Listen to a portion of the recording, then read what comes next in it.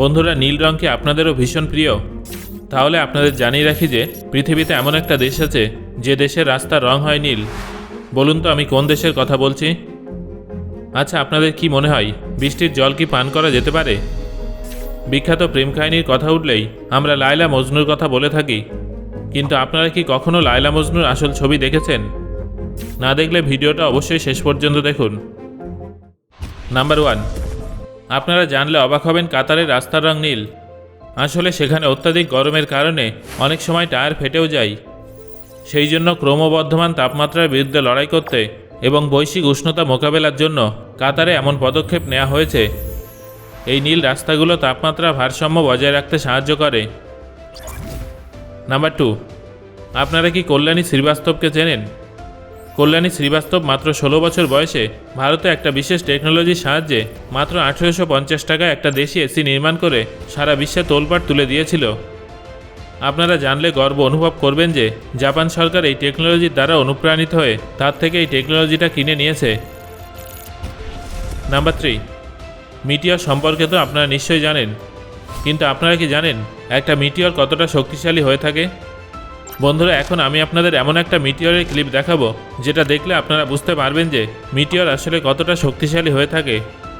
রাশিয়াতে ক্যাপচার করা এই ক্লিপটাতে একটা মিটিওরের আলো রাতকে দিনে পরিণত করেছিল।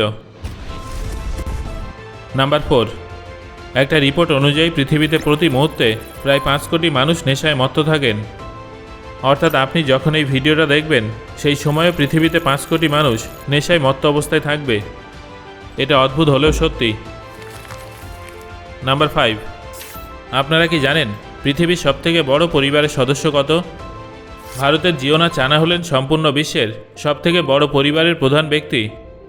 𝐁𝐚𝐧𝐠𝐥𝐚 চানার 39 জন স্ত্রী, 94 জন সন্তান এবং 33 জন নাতি নাতনি আছে।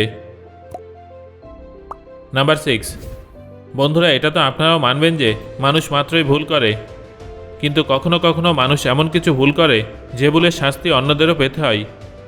ঠিক এরকমই একটা ভুল করেছিলেন একজন রাশিয়ান পাইলট। রাশিয়ার রুলস এবং রেগুলেশনস অনুযায়ী কোনো পরিস্থিতিতেই কোনো বাচ্চা উড়ন্ত প্লেনের কন্ট্রোল নিজের হাতে নিতে পারবে না। তবে এই নিয়মটার বাইরে গিয়ে একবার একজন পাইলট উড়ন্ত প্লেনের কন্ট্রোল তার বাচ্চার হাতে দিয়ে দিয়েছিলেন। ভুলবশত বাচ্চাটা অটো পাইলট অফ করে দেন। পরিণতি স্বরূপ প্লেনটা ক্র্যাশ হয়ে গিয়েছিল এবং সেই প্লেনে উপস্থিত 75 জন যাত্রীকে প্রাণ হারাতে হয়েছিল। এটা রাশিয়ার ইতিহাসে ঘটা সবথেকে গুরুতর ভুলের মধ্যে অন্যতম। এই ঘটনার পরে রাশিয়াতে আরও কঠিন আইন তৈরি করা হয় যাতে এই ধরনের ভুল আর ভবিষ্যতে না ঘটে। নাম্বার 7, এখন আপনারা আপনাদের ফোনের স্ক্রিনে যে টেবিলটা দেখছেন সেটা কিন্তু কোনো সাধারণ টেবিল নয়। এই টেবিলটার বিশেষত্ব সম্পর্কে জানলে আপনারা অবাক হয়ে যাবেন। এই টেবিলটা 3টে দেশের বর্ডারে এমনভাবে তৈরি করা হয়েছে যে এই টেবিলটা স্লোভাকিয়া, অস্ট্রিয়া এবং হাঙ্গেরি দেশকে এমনভাবে জুড়ে রেখেছে যে এই টেবিলে যিনি বসবেন তিনি নিজের দেশে উপস্থিত থেকেই অন্য দেশের বাসিন্দাদের সাথে লাঞ্চ বা ডিনার করতে পারবেন। চমৎকার, তাই না? নাম্বার 8, আপনারা কি জানেন যে আর্জেন্টিনায় মেসির ফ্যান বেস এতটাই বেশি যে সেই দেশে একটা আইন তৈরি করা হয়েছে। সেই আইন অনুযায়ী আর্জেন্টিনায় কোনো ব্যক্তি নিজের বাচ্চার নাম মেসি রাখতে পারবে না। আসলে সেই দেশের সরকারের মনে হয়েছিল যে এই আইনটা চালু না করলে ভবিষ্যতে আর্জেন্টিনায় মেসি নামটা এতটাই ছেয়ে যেত যে প্রত্যেককে ঠিকমতো চেনাই যেত না। সেই জন্যই আর্জেন্টিনায় এরকম একটা অদ্ভুত আইন চালু করা হয়েছে। নাম্বার 9, আপনারা লায়লা মজনুর প্রেম কাহিনীর কথা তো নিশ্চয়ই শুনেছেন, কিন্তু আপনারা কি জানেন ফ্রান্সের একটা মিউজিয়ামে তাদের আসল পেন্টিং লাগানো আছে এবং সেখানে দাবি করা হয়েছে যে সেই পেন্টিংটা লায়লা মজনুর আসল ছবি। বন্ধুরা, আপনারা কি আগে কখনো কোথাও লায়লা মজনুর ছবি দেখেছেন? কমেন্ট করে অবশ্যই আমাকে জানান। নাম্বার 10, আপনারা কি জানেন যে ফেরারি কোম্পানির সমস্ত এমপ্লয়িদের একটা অদ্ভুত এগ্রিমেন্টে স্বাক্ষর করানো হয়। সেই এগ্রিমেন্টে এটা লেখা থাকে যে সেই ব্যক্তি যতদিন পর্যন্ত ফেরারি কোম্পানিতে কাজ করবেন ততদিন তিনি ফেরারি গাড়ি কিনতেও পারবেন না, এমনকি সেটা ব্যবহার করতেও পারবেন না। তবে এর পেছনে কী কারণ আছে সেটা কেউ জানে না। নাম্বার 11, বন্ধুরা, আপনারা কি জানেন যে মাত্র 2 ঘন্টায় ইসরায়েলের পশ্চিম থেকে পূর্ব প্রান্ত পর্যন্ত দূরত্বকে অতিক্রম করা সম্ভব? হ্যাঁ বন্ধুরা, মাত্র 2 ঘন্টায় একটা দেশের পশ্চিম থেকে পূর্ব প্রান্ত পর্যন্ত পৌঁছানো সম্ভব। এবার আপনারা নিশ্চয়ই অনুমান করতে পারছেন যে ইসরায়েল দেশটার পশ্চিম থেকে পূর্ব প্রান্ত কতটা ছোট। নাম্বার 12। বন্ধুরা, আপনারা শুনলে হয়তো অবাক হয়ে যাবেন, কিন্তু এটা সত্যি যে বাঁদরের মাথাও টাক হয়ে যায়। আমাদের এবং বাঁদরের মধ্যে অনেক মিল আছে, আর তার মধ্যে একটা হলো এটা: বাঁদরের বয়স যত বাড়তে থাকে তত তাদের মাথায় টাক পড়ে যায়, কারণ মানুষের মতোই সময়ের সাথে সাথে বাঁদরদের চুলের গোড়াও দুর্বল হয়ে যায়। নাম্বার 13।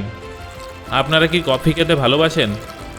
আপনারা জানলে অবাক হবেন যে কফি তার প্রারম্ভিক পর্যায়ে কোনো পানীয় নয়, বরং খাবার ছিল। প্রথম দিকে যখন কফি আবিষ্কার করা হয়েছিল সেই সময় কফি বিনস খাওয়া হতো। তারপর এক ব্যক্তি এটা দুধের সাথে এবং জলের সাথে মিশিয়ে খেতে শুরু করেন। এরপর থেকে ধীরে ধীরে কফি একটা পানীয়তে পরিণত হয়। নাম্বার 14। আপনারা ডোমিনোজের লোগো তো নিশ্চয়ই দেখেছেন, সেখানে এই 3টে ডটও নিশ্চয়ই আপনাদের চোখে পড়েছে। কিন্তু আপনারা কি জানেন ডোমিনোজের লোগোতে এই 3টে ডট কেন থাকে? আসলে 1965 সালে গোটা বিশ্বে ডোমিনোজের মাত্র 3টে অরিজিনাল স্টোর ছিল।